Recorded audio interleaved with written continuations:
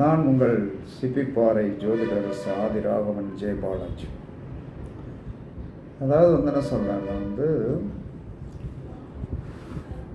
8ஆம் இடம் என்பது ஒரு முக்கியமான இடம் ஜோதிட சாஸ்திரத்தில்.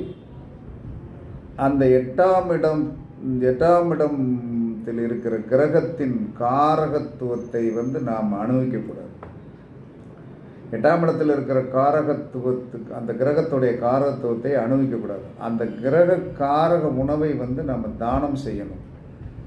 8இல் ராகு இருந்தால் உளுந்த வடை தானம் செய்யணும், உளுந்த வடை சாப்பிடக்கூடாது. இதே போல் என்ன சொன்னான்னா, 8இல் சூரியன் இருந்தால் கோதுமை உணவு நம்ம சாப்பிடக்கூடாது, பிறருக்கு தானம் பண்ணணும். 8இல் சந்திரன் இருந்தால், கேது இருந்தால் காணப்பெயர் தானம் பண்ணுங்க. அப்போ 8ஆம் இடத்தில் இருக்கின்ற கிரகத்துக்குண்டான உணவை தானம் பண்ணுங்க, சாப்பிடக்கூடாது. 8ஆம் இடத்துல கிரகமே இல்லையா என்னன்னு அந்த